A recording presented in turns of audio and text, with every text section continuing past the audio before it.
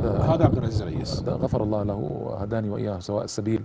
يعني هو ارتكب خطأ كبيرا. أنا كنت أشرح في كتاب الشيخ الطاهر بن عاشور في المقدمات العشر زمان، هذا الكلام يعني في أكثر من 20 سنة. وكان الشيخ الطاهر يقرر المعجزة والكرامة. فهو يقول بناء على قول جماهير علماء الكلام،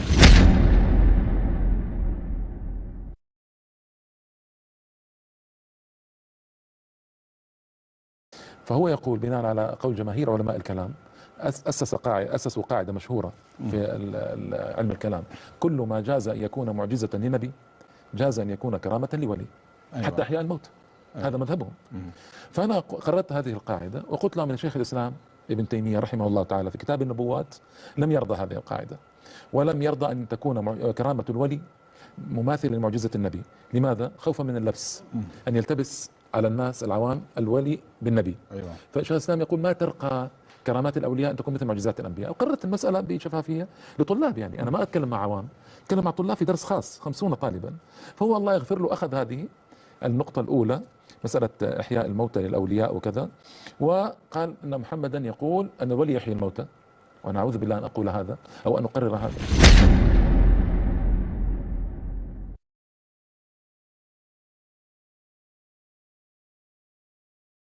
أنا فقط أقول أن أشرح القاعدة التي تكلم عنها علماء السلف وأقارن كلام شيخ الإسلام ابن تيمية. فلم يأتي بكلامي مع شيخ الإسلام ابن تيمية، ولم يأتي بكمال النقل. يعني تحس أنه ظلمك في الموضوع؟ جدا، لأنه اجتزأ على طريقة فويل للمصلين.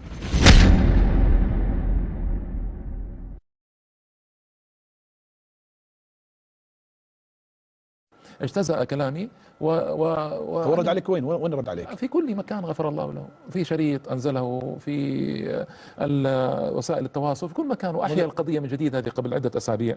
وأنا لا أعلم، وأنا ما عمري في حياتي قابلته، وليس بيني وبينه أي عداوة ولا أي مشكلة. يعني ردت عليه؟ يعني رديت عليه لأن اضطررت، لأن لما يجي واحد يقول لك محمد موسى الشريف يرى أن الولي يحيي الموتى، ايش هذا؟ اعوذ بالله، ايش الاطلاق هذا؟ ما يقول به عاقل. انما انا كنت اقرر ما قالوه علماء الكلام، واقرر كلام شيخ الاسلام ابن تيميه. فلم ياتي بكلامي عن شيخ الاسلام، ولم ياتي بكمال كلامي عن علماء الكلام، فقط اجتزأ المقطع الصوتي هذا الخفيف ما يتعدى عدة ثواني، واطلق هذا علي، وصار يقول هذا صوفي وهذا مبتدع. انا والله ما علاقه بالصوفيه، لا علاقه لي بالصوفيه. يعني مو صوفي شيخ اكيد؟ لا، غريبه يعني، لا ما علاقه.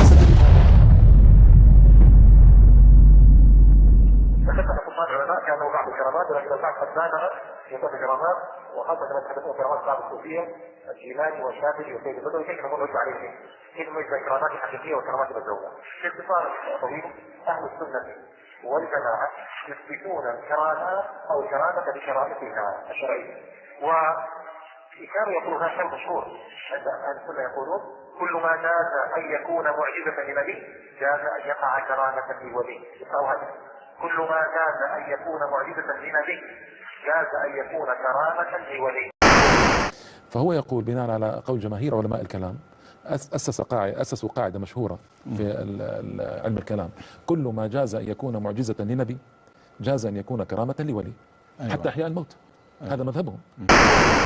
هذا مذهبهم. على هذا الإطلاق، يعني الأنبياء كانوا يحيون الموتى، يجوز للولي أن تكون كرامة أحياء الموت. الأنبياء كانوا يفعلون كذا، يجوز لولي أن يفعل كذا كرامة. طيب، شيخ الإسلام ابن تيمية رحمه الله تعالى ومن نفذ نفسه ونفذ نتيجه في كتاب كرامة، قال لا تصل كرامة الولي إلى معجزة النبي، لأن هذا يوقع الخلف والظهر، لأن المعجزة للنبي هي آية له وهي برهان على النبوة، فالكرامة كرامة الولي لا تصلح أن ترقى إلى درجة تكون في درجة معجزة النبي، لكن الوقائع التاريخية المشهورة الثابتة قد ترد على هذا القول وتوافق القول الأول.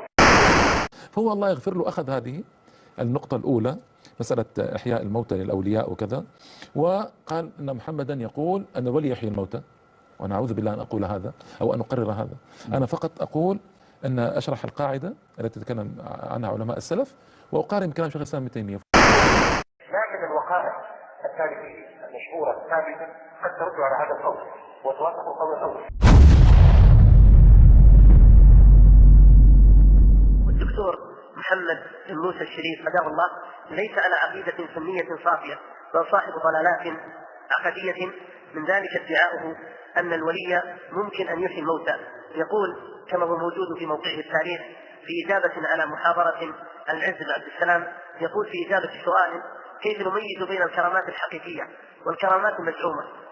فقال في الجواب باختصار: أهل السنة والجماعة يثبتون الكرامة بشرائطها الشرعية، والقول المشهور عند أهل السنة انتبه، والقول المشهور عند أهل السنة كل ما جاز أن يكون معجزة لنبي جاز أن يقع كرامة لولي.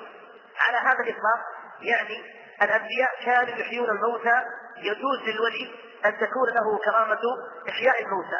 الأنبياء كانوا يفعلون كذا، يجوز للولي أن يفعل كذا كرامة. شيخ الإسلام ابن تيمية رحمه الله تعالى ومن نفس نفسه ونسج نسيجه في مسألة الكرامة قال: لا تصل كرامة الولي إلى معجزة النبي. قال: هذا يوقع في الخوف والوهم، لأن معجزة النبي هي آية نبوته وهي برهان عن النبوة، والكرامة كرامة للولي لا تصلح أن ترقى إلى درجة أن تكون في درجة معجزة النبي. هذا كلام محمد موسى الشريف، لكن الوقائع التاريخية المشهورة الثابتة قد ترد على هذا القول وتوافق القول الأول. ولم يأتي بكلام مع شيخ الإسلام ابن تيمية، ولم يأتي بكمال النقل. يعني تحس أنه ظلمك في الموضوع؟ جدا، لأنه اجتزأ على طريقة فويل للمصلين. ما القول الأول؟ القول الأول إخواني أن كرامة الولي هي ككرامة النبي، وأنه لا فرق بين الكرامتين، وأن النبي كما أنه يحيي الموتى كذلك الولي له أن يحيي أو قد يحيي الموتى. هذا يا إخواني من هو كلامه؟ الذي يزعم أن الأولياء يحيون الموتى ليس هو كلامه ولا الصوفية. هذا يدلك على أن عند الرجل خوفا وجهلا بمعتقد أهل السنة.